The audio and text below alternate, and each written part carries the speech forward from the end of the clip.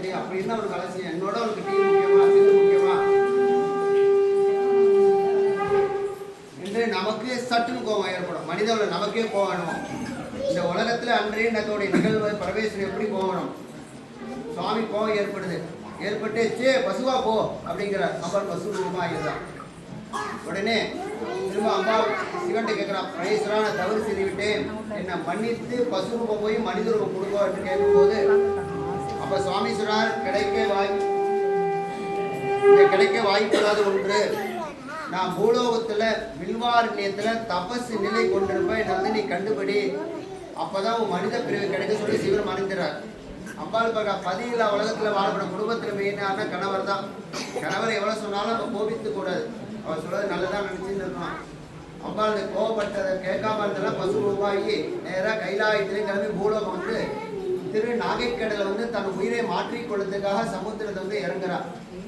நம்மட போனா புல் ஜலம் இருக்கான், இரவிலியா முழங்காத்துலம் ஜலம் இருக்கு. கடலுக்கு அதிபதியாக சமுத்திராதிபதி மகாவிஷ்ணு போய் சொல்ற, ஏ பிரபு, தன் சகோதரி உமாதேவி உயிரை பழைய கடல் வந்து இறங்கியிருக்கா, நீங்க தான் சாகாம இருக்க மாற்று ஏதாவது செய்யுங்கோ அப்படின்னு சொல்லும்போது கையை காமிற 10 பசுவை போய் கடந்து இருக்குது. நின்ன மாத்திரம் அம்பாளுக்கு ஒரு ஆனந்த சந்தோஷம் ஏற்படும். இந்த உருவம் நம்மளை போல இருக்கு, எங்கே இது வந்தது? உதாரணத்துக்கு நமக்கு மனநிலை சரின்னு வச்சுக்கோ, சித்தம் போகு சிவம் போகு போயிட்டு இருப்போம். திடீர்னு நண்பர் உறவில பார்த்தா தோற்றம் மாறும். அதே போல இந்த பசுகளை பார்த்தா அம்பாளை தோற்றங்கள் மாதிரி இறங்க சாக வேண்டாம், இந்த பசுவில் எங்கெங்க சென்றதோ அதோட சேர்ந்து நாம் செல்வோம் நினைத்து தெற்கே இருந்து வடக்கு நோக்கி வந்துட்டே இருக்கா. வர சமயத்துல ஒரு இடம் வந்துதான். அந்த இடத்துல மாடுலாம் தயங்கி நின்ன காரணத்தை தயங்கம்பாடி என்ற பேரு இப்ப நம்ம தரங்கம்பாடின்னு சொல்றோம், புராணத்துல இருக்கிறது. இந்த மகாவிஷ்ணு என்ன பண்றான்னா, வடக்கு ஒரு மாதம் மேற்கு ஓட்டி விடுறாராம். வந்து கொண்டே இருக்கும்போது திருனா பெண்கள் புரியது, நம்ம எல்லாம் மரியாதை வந்து ஆண்கள் திருன்னு போறோம், ஸ்ரீயும் திரு பெண்கள் உகந்தது. ஒரு இடம் வந்து மாடெல்லாம் மறுத்து நின்றுதான், கோமா வேணாமா மறுத்துனா திருமறிகள் என்ற பெயர் ஏற்பட்டது. அடுத்தபடியா கயிற்று வந்து இரவாயிட்டான். அங்க உள்ள பசுமாடு கயிறு போட்டு இரவு போல தங்க வைத்த காரணத்தினால கயிற்றூர் என்று பெயர் ஏற்பட்டது. அடுத்தபடியாக சன்னான் நல்லூர்கிட்ட வந்த போது சந்த மந்தியா அடிச்சாங்கன்னா சன்னான் நல்லூர் என்று பெயர் ஏற்பட்டு அப்படியே மேற்க நோக்கி வந்துட்டே இருக்கும். சுவாமிக்கு வடண்ட பக்கத்துல வேணுகோபால சுவாமி இருக்கு. அவருக்கு தெரிஞ்சது எல்லாம் சுவாமி நிலையில தானே. மகாவிஷ்ணுவுக்கு தெரிஞ்சு போய் மச்சினஞ்சு இருக்கார், தன் சகோதரி பசுவோடு கொண்டிருக்கா, இறைவனை கண்டுபிடிச்சாதான் அந்த சாபம் வச்சு நிவர்த்தியாகி பசு போய் மனிதர்களுக்கு கிடைக்கும். அதுக்கு நம்ம ஏதாவது கபட நாடகம் நடக்கும் சொல்லிட்டு மகாவிஷ்ணு என்ன பண்றாருன்னா ஒரு புல்லா படித்து வாசிக்கிறார். என்ன வாசனம், மாற்றம் தூவி விடுறான்.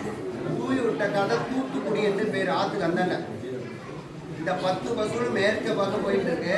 இந்த அம்பாளோட சந்தோஷம் ஏற்பட்டு ஆத்தலுக்கு தென்பாக்கம் வரும் ஒரு வில்வ வனமா இருக்கு. இன்னைக்கே சரி பசுமாடு குஷி ஏற்பட்டா பூமி நோக்கி கொம்பால கீழே கொண்டே போகும்.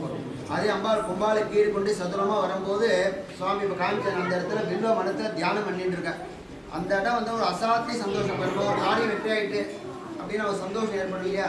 அதில் அம்பாளுக்கு சந்தோஷம் ஏற்பட்டு வேகமா கொம்பால கீழே இருக்கா. சுவாமி இந்த இடத்துல தென்படுறார். அந்த கொம்புக்கு சுவாமி திருமையில் பட்டுருது. பட்டை வந்து தென்பாகத்துல உதிர புஷ்கரணி ரத்த புஷ்கரணியாகவும், வடவட குளத்துல க்ஷீர புஷ்கரணியாகவும் 4 புறம் அகிலி திருக்குளமாயிடுது. இந்த நிகழ்வானது எப்ப நடந்தது என்று பார்த்தா விருச்சிக மாசம் சொல்ல கார்த்திகை மாதத்துல குருவாரம் சொல்ல வியாழக்கிழமையில காலையில் 6 to 7 யமகண்ட நேரம். அந்த காலத்துல நம்ம எது செய்ய வேண்டாம்னா இந்த க்ஷேத்திரம் முக்கியம் வாய்ந்த யமகண்டம் போட்டு படிச்சு பார்க்கலாம். யமகண்டத்துல இறைவனை கண்டுபிடிச்ச காரணத்துல யமகண்டத்துல தீர்த்தவரை மகோத்சவம் நடக்கும். பசுக்கு அதிபதி பசுபதி ஈஸ்வரன்.